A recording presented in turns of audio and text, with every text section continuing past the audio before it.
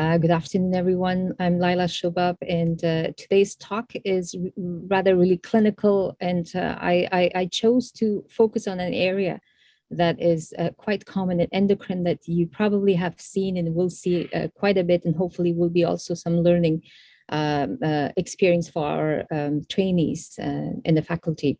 So I'm talking about general approach and hopefully provide you with a basic approach in clinical management of thyroid nodule with the objective to provide you with a review of ultrasound characteristic of thyroid nodule and their significance in clinical management of nodules. Hoping also to help you understand the role of fine needle aspiration biopsy and cytology interpretation of thyroid nodule, and provide you with some appreciation of the role of molecular testing, which is a rather new field in management of thyroid nodule.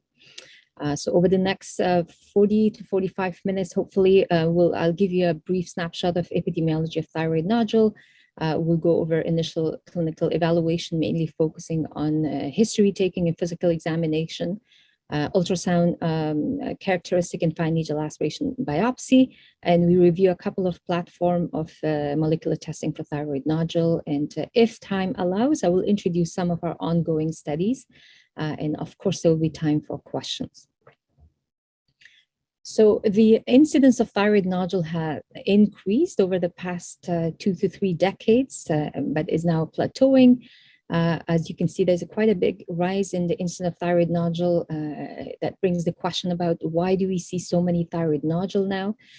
One theory is that with the increasing access to different imaging modalities, including ultrasound of head and neck, MRI, CT scan, etc., we discover incidentally a large number of thyroid nodules, which we probably would have never known about before, which could be true. However, the thyroid nodules are also found by palpation, regardless of the imaging. And the prevalence of thyroid nodules that are discovered in palpations are also significantly high. So approximately 8 to 16% of population will have some nodule that can be palpated clinically on physical examination. However, if I use ultrasound, let's say on a random sample of 100 people, I probably will find thyroid nodule in approximately half of the sample. Anywhere between 19 to 67% of individuals will have some detectable nodule on ultrasound. So it's a very common phenomena. And now that we see more, we have to come with an approach, with an organized approach to deal with this large volume of thyroid nodules. The good news is that the majority of these nodules are benign. So generally, they just sit there, really don't do anything, but for 2 reasons that we get concerned. One is the sheer size, that they can grow. And obviously, neck is quite a crowded place with vital structures. And if something grows, that becomes a problem. And the second issue is that they can harbor risk of cancer. So approximately 8 to 16% of these nodules can harbor cancer in them. So to show you also the incident rate of thyroid cancer, this one is papillary thyroid cancer, which is the most common type of thyroid cancer. There has been also a rise in the incidence of thyroid cancer, which may just mimic and mirror the incidence of thyroid nodule. Obviously, when you have more thyroid nodule, you also discover more thyroid cancer. I use this slide because I would like to make a point that if you look a little bit closely, you see that not only small nodules are on the rise in terms of incidence, but we have all these large nodules, in this case 2 to 5 centimeters. These are nodules that you don't necessarily identify incidentally on imaging. Often they present with some sort of a clinical presentation, whether that could be a palpable mass, it could be some clinical compressive neck symptom, etc.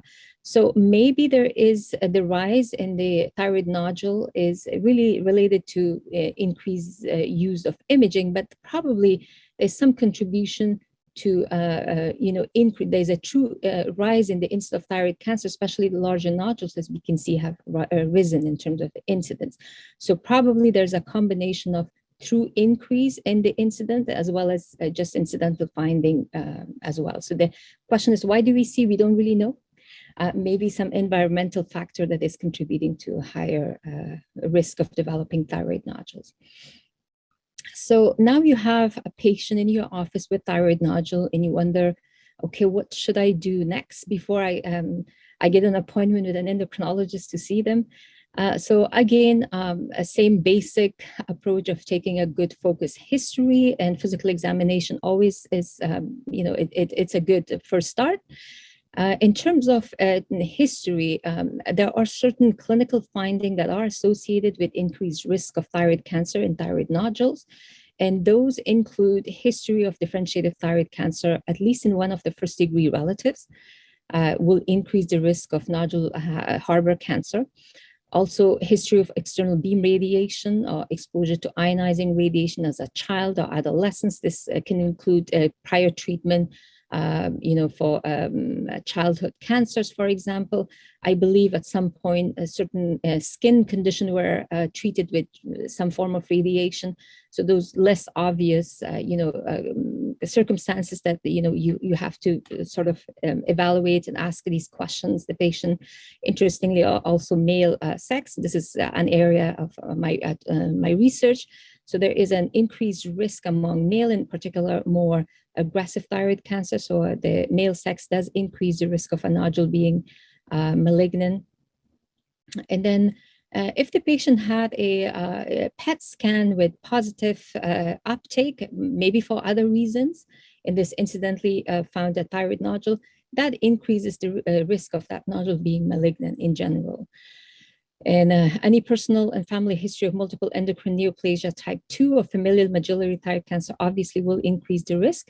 And if you are suspecting medullary thyroid cancer and measuring calcitonin, a calcitonin level more than 50 and 100 does certainly increase the risk of nodule being malignant, in particular medullary thyroid cancer. And another pretty obvious, but something that actually we get always surprised that we do see patients still, any exposure in the resident near the nuclear reactor accident, in particular Chernobyl, is one example. Other question that I also try to remember, and is sort of part of my template and seeing any thyroid patient is, you have to ask them about symptoms of hyper and hypothyroidism. I suppose there are some residents or some trainees in our audience. So what are symptoms of hypothyroidism? Anything such as heat, cold intolerance, constipation, weight gain, fatigue, a bit, kind of nebulous symptoms, but still important to ask because sometimes it gives you a bit more information. Symptoms of high thyroid state, such as, palpitation, heat intolerance, weight loss, and anxiety, and tremor will be symptoms of elevated thyroid level. And that can be helpful because then it may give you some clue about this nodule being a toxic nodule, which may have a little bit different leans you toward a bit different decision making. So those are important questions to ask. And another question is also another category of question is compressive neck symptoms. Really important to ask about things such as dysphagia, odynophagia, dysphonia. A recent onset of hoarseness is really important because it may give you some clue about a tumor that may be invading the recurrent laryngeal nerve. So that can be quite important. And then another aspect is important, which we may take it for granted that the patient hasn't told me anything about it, but sometimes they actually may have already known thyroid disease, hypothyroidism, Hashimoto's thyroiditis, etc. So ask about whether they have any known thyroid disease, or they're taking any medicine.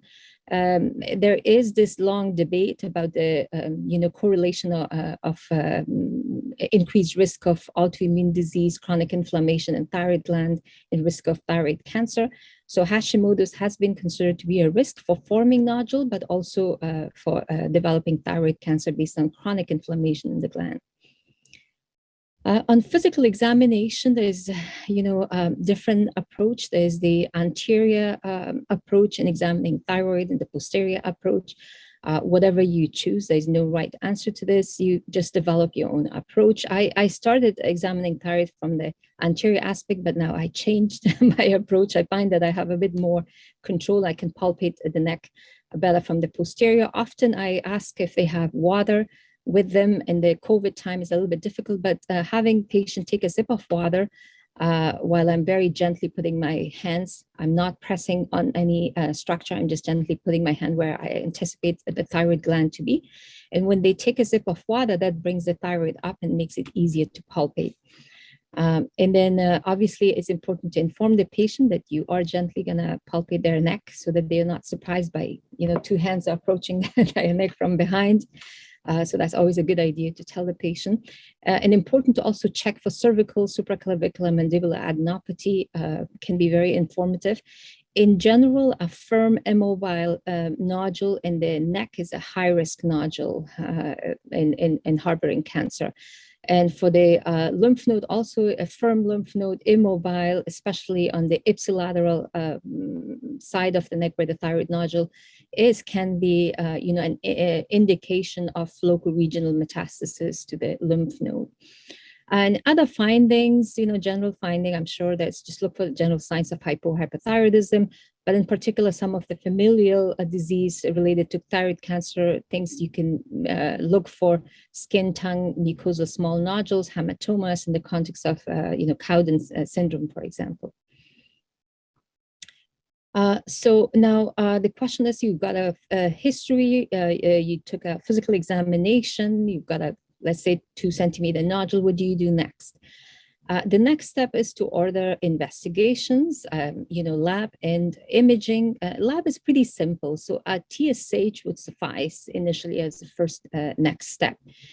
It could be very informative. In general, low TSH will be, leaning toward more hyperfunctioning nodule, a toxic nodule.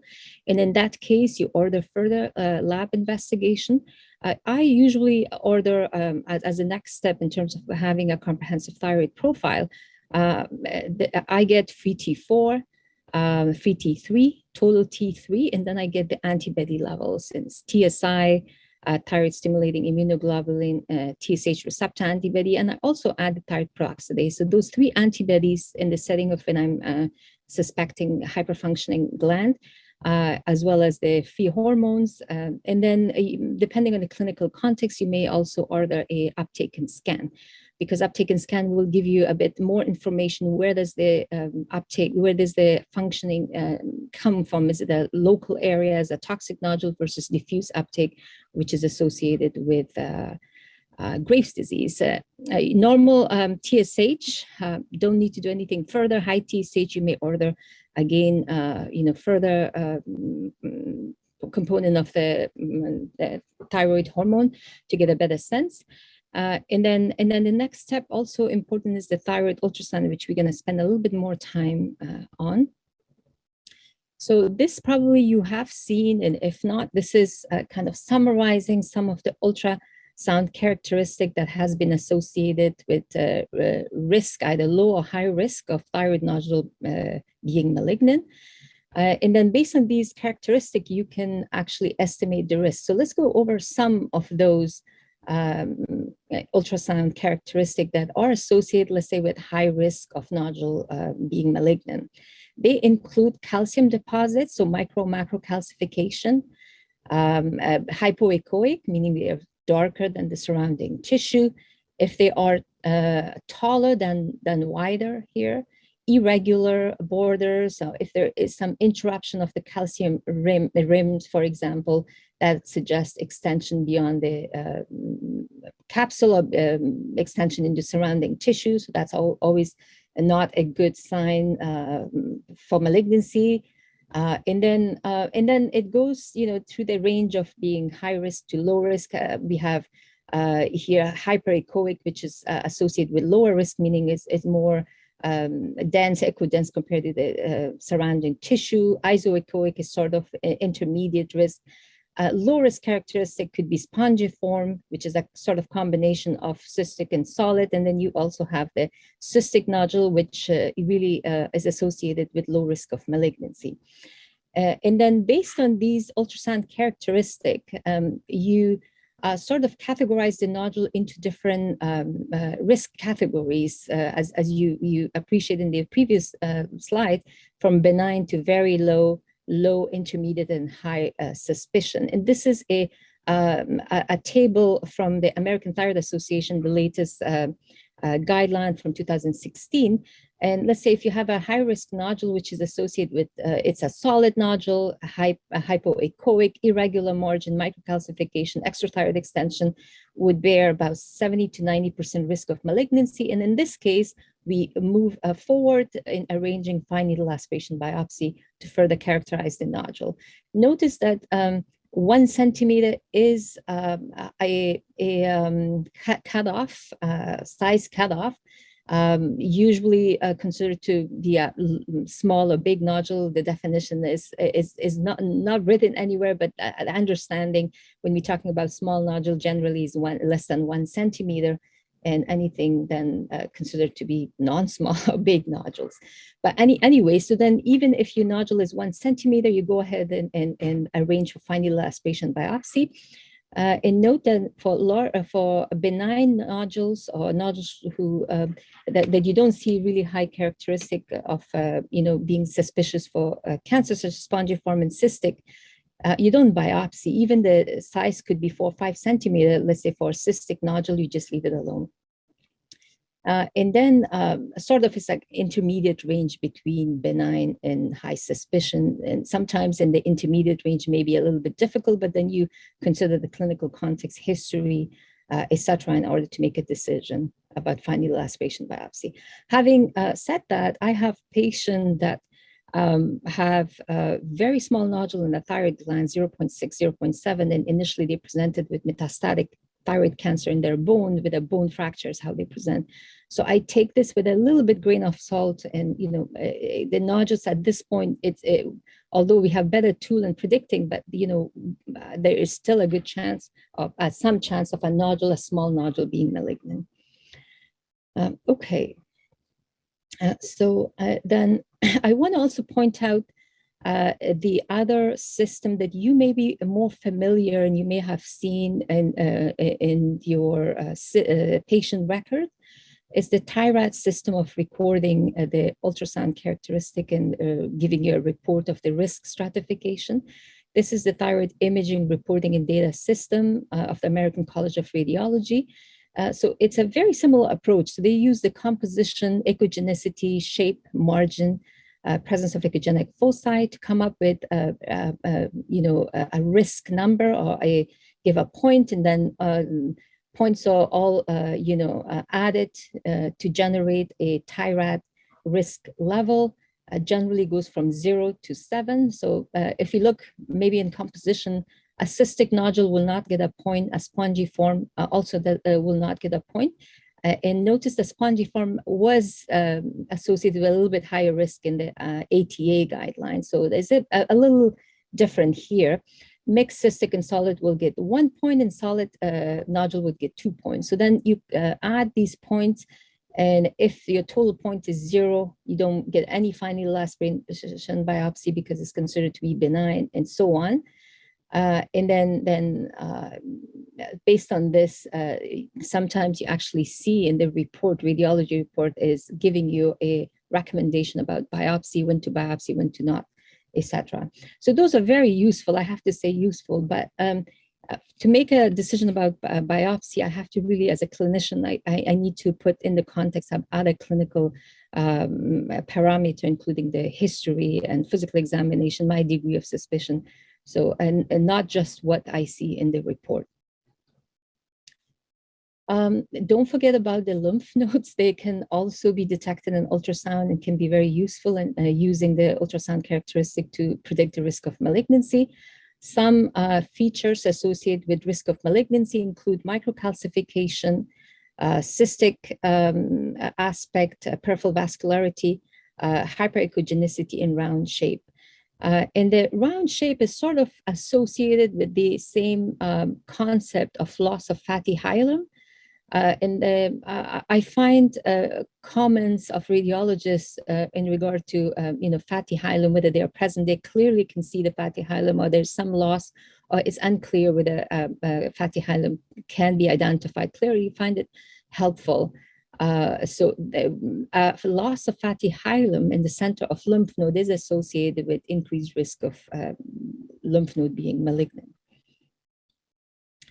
So the ultrasound and then fine needle aspiration biopsy is the next step in evaluating the nodule. So it's these days is performed ultrasound guided as opposed to blind fine needle aspiration biopsy. The fine needle aspiration biopsy is really the most sensitive and cost-effective method in evaluating a nodule for risk of malignancy. In general, we run about 2 to 5 passes through the nodule. Most of the time, just only a couple of passes through the nodule. And then it is very important to ensure sample adequacy. That can be sometimes a problem in several institutions. And therefore, it is ideal if you have a pathologist, that experienced pathologist in your institution who can inform that this is a sufficient sample, because then the patient, I have patients, they've performed in different institutions coming back very anxious about the results, and the results come back insufficient after days and weeks potentially. And then the patient has to go again through the same, so that can be avoided. And then the other thing is, which I'll be talking about later, you can't perform a fine needle aspiration biopsy right after a first attempt, because you want to avoid a potentially false positive, because there will be a bit of inflammation and scarring. And if you go back right away, there is an increased risk of having false positive biopsy. So you got to wait at least 2-3 months to repeat your biopsy. So we have a quite experienced pathologist in Washington Hospital Center who routinely makes sure that we have sufficient sample, which has decreased the incidence of inadequate samples significantly. We hardly have any. And then usually if I have any suspicion on lymph node, I order the biopsy at the same time, which saves time. I want to just briefly talk about the non-diagnostic or unsatisfactory samples. Actually, they can harbor risk of malignancy despite the fact you haven't obtained any tissue. I will show you shortly that the actual risk of malignancy in these nodules are considerable. So you can't really forget about these nodules. Let's say you were not able to obtain adequate sample and you just say, well, fine, I'll just follow and see what happens. But, actually, the recommendation is that a second attempt should be tried. And if you, and the second attempt, if no tissue is obtained successfully, then a excisional biopsy is recommended to make sure that there is no malignancy in these nodules. Sometimes it may be that the nodule is pretty hard and harbors cancer and is very difficult to get. So that's a potential explanation of why you can get sufficient sample. I did mention this, but for the benign nodules, so generally, if it's low malignancy, they have low malignancy rate in general, and the repeat biopsy FNA is not recommended, especially in the setting of no features of ultrasound that suggest malignancy. Larger nodules can become problematic. So if you have a large nodule with benign FNA, and with large, generally the cutoff is considered to be 4 centimeter, they can have a high risk of false negative, and that's substantial, about 5 to 10%. So if you have a large nodule in your patient with benign biopsy, fine needle aspiration biopsy, you can't just stop following this nodule. They require a bit more surveillance, maybe repeat ultrasound to make sure the characteristic haven't changed, the size haven't changed. I drew that just to give you a bit of a sense of what I'm trying to say. Let's say you have a nodule, 1 centimeter, small nodule, and a 5 centimeter large nodule. they both harbor the same, let's say, tissue transformation, same area, same amount of tissue that has transformed to a malignant character or malignancy.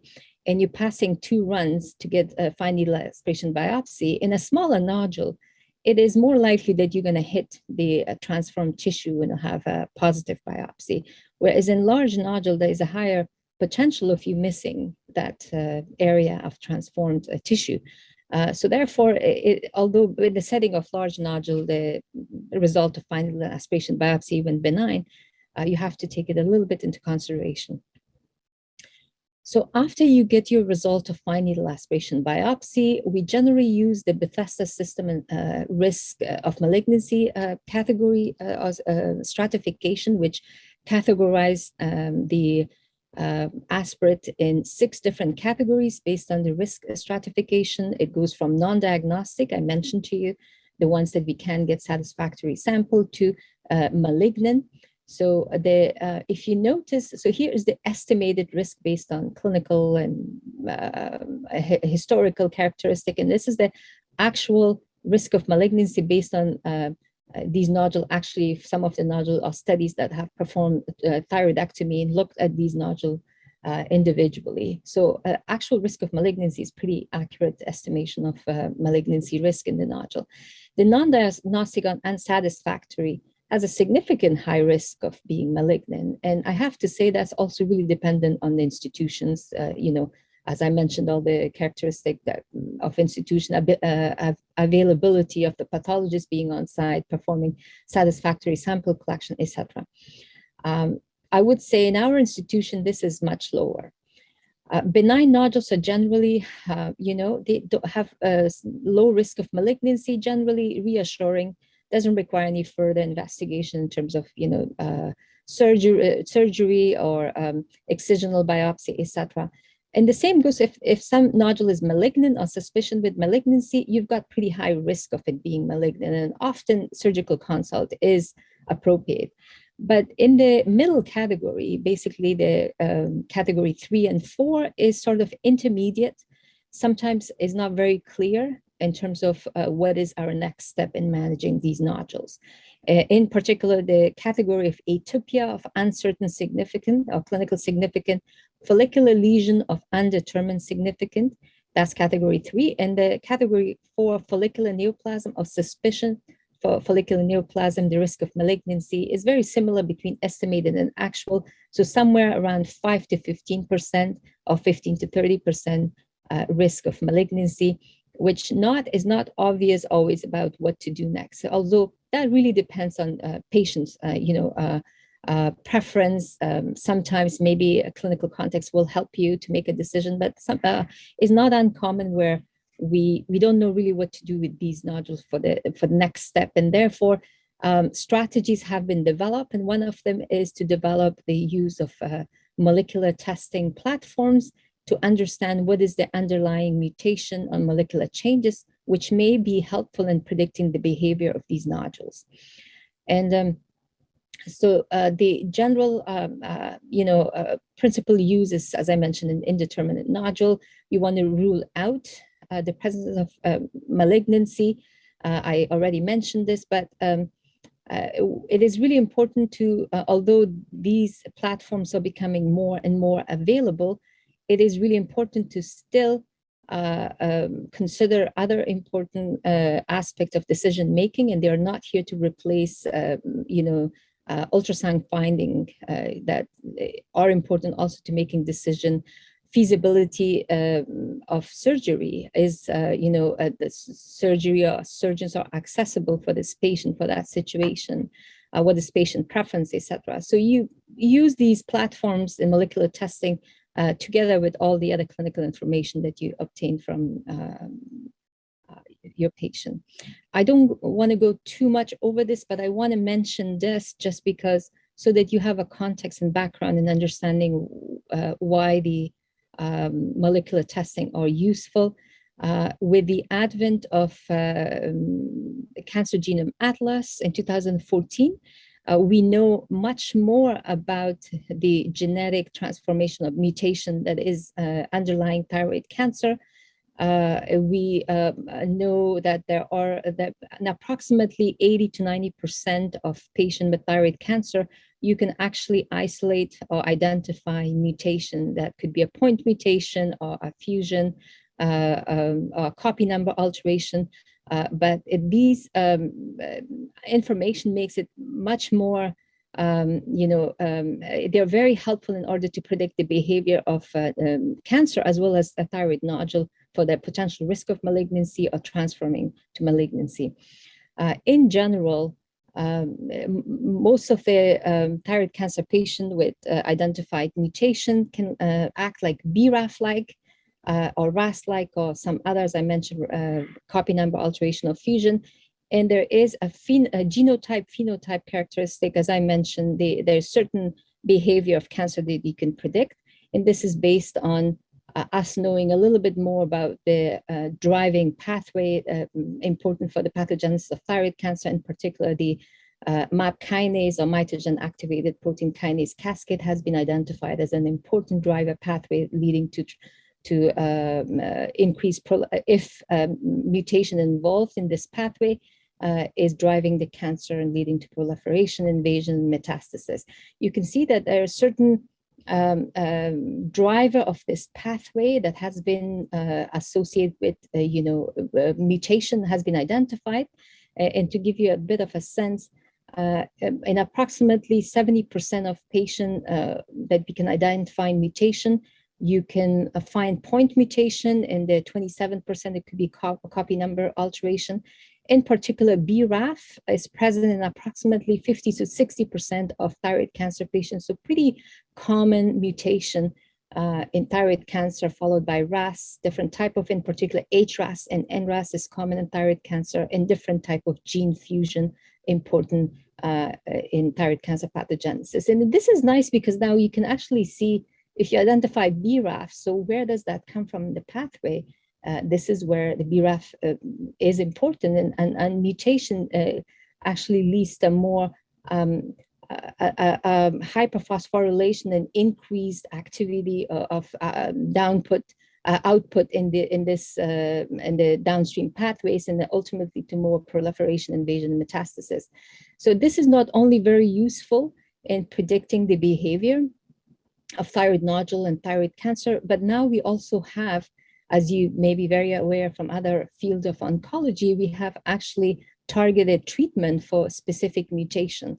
And in thyroid cancer in particular, we have for BRAF mutated cancers and RET mutated cancer, medullary thyroid cancer. Now we have targeted treatment that addresses the cancer that bear this mutation. Although we still have quite a bit work to do because they have improved, management, our ability to manage aggressive thyroid cancer, but they haven't led to a really clear survival benefit, and the use is associated with significant toxicity. But that's a huge step forward, especially for our patients who no longer respond to radioactive iodine and surgery. So I just want to introduce this so that you understand the purpose of these molecular testing. In ideal world, we want the molecular test to have a high positive predictive value, so to rule in the presence of malignancy or to rule out with the higher negative predictive value. And I want to just show you and remind you again that when we're calculating the positive predictive value or negative predictive value, it is really important to be mindful of the prevalence or institutional prevalence, because that will really impact our ability to predict a positive predictive value or negative predictive value. So that we have to take this in the context of the prevalence of the malignancy in our institution. With this, let's just move on to just take a look in a couple of these testing platform. Afirma is probably you have heard before. Afirma Gene Expression Classifier is one of the platform is used quite frequently. It's based on microarray technology for measuring a messenger RNA. And they measure 167 genes and only used for category 3 and 4 of Bethesda cytology, which is what we need for. And they generate two possible results. Something is either benign or suspicious. And the great thing is this test has a really high negative predictive value. So if it comes back as benign, very likely that is going to be benign. However, the problem is a very poor positive predictive value. So if it comes back as cancer, we still are a little bit in the unknown territory in terms of what to do next. So then you have to consider all the clinical information that you get from the history and ultrasound, etc. But it's a great test for ruling out cancer. So there are some other limitations. One would be that it's a really falsely high rate of benign Hürthle cell neoplasm that are reported as suspicious. So using for Hürthle cell is a little bit tough. And then there's a newer version of Afirma that has high specificity, which is improved from the initial version. So it's a little bit better. So has that improved our clinical care? I would say yes, it has. One of the study has shown that there has been a significant decrease in surgical resection of these indeterminate nodule from 74% down to 7.6%. So I would say there's a huge impact on decision-making in indeterminate nodule. There is the other platform, ThyGenX, which uses a panel of genetic mutation in thyroid cancer. Also has undergone a lot of development since initial inception, but it uses more than 100 genetic mutation across 8 genes listed here for the 2 categories we mentioned. And now they have included another test that incorporates microRNAs, 10 different microRNAs, which has led to a bit improved sensitivity and specificity of the test. So a negative predictive value, pretty good, 94, and positive predictive value, which is much greater, 74. Actually, this is the best we have in predicting cancer.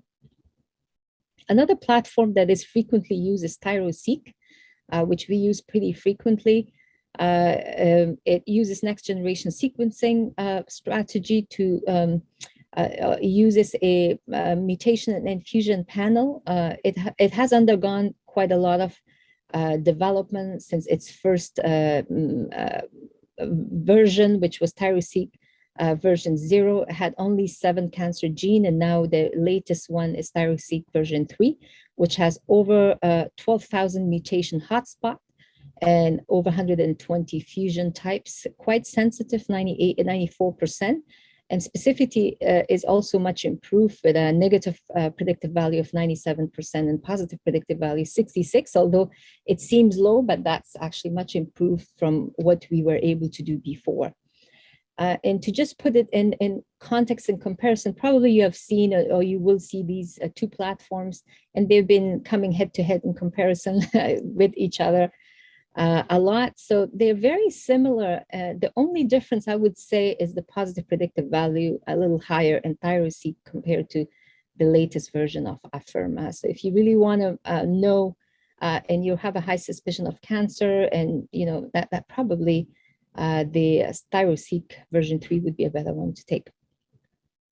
Of note, we in Washington Hospital Center, we have a reflex system, which is great. Everything has its benefits and its cost associated with it, but we do have a reflex system in place that when we have fine needle aspiration biopsy of Bethesda 3 and 4, it goes to molecular testing. And in general, we use all the 3 platforms depending on the physician's preference, but they have kind of similar performance within our institution. So do molecular testing change my practice? So first, diagnostic utility. We know that Afirma, if it's negative, it's very useful. And we saw that it may obviate surgery. We saw, and there are studies that prove that. There are still variability in test performance, and maybe this is related to specific institutional prevalence. And then sometimes there is lack of correlation between specific biomarkers, such as if you have certain RAS mutation, it's not always clear how this RAS mutation is going to behave in thyroid cancer. So although you have a RAS mutation, sure, increased risk of malignancy, but it may just be benign, or it may be malignant and aggressive. So it's not always very clear in terms of, this genotype-phenotype correlation in every mutation. And it can be still, there is some issues with certain histopathological subtypes.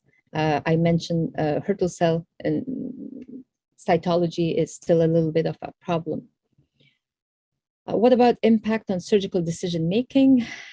We saw that it did certainly impact, especially useful if you have really high-risk mutation, especially if they come in two. Like if you have a combination of BRAF mutation and TERT mutation, which are both very high risk. In particular, a TERT mutation has been correlated with really high risk advanced thyroid cancer.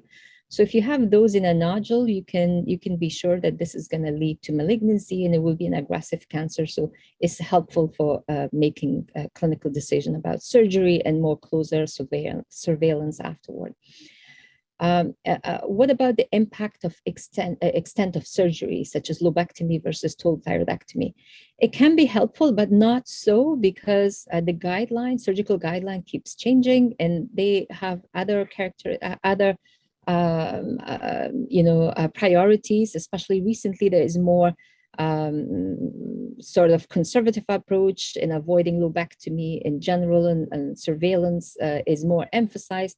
So guidelines change, and it's not always very clear what to do when you get the result of molecular testing based on the local or national guidelines. Cost effectiveness, are they cost effective? That's a difficult question. So I'm going to just give you a bit of a comparison about the cost of different assays. So Afirma, gene expression classifier, you can see about close to 5,000. The more sophisticated version is 6,500, pretty expensive. ThyroSeq is relatively cheap. And then the lobectomy itself, 9,000 to 12,000. So that gives you a bit of a perspective in terms of cost.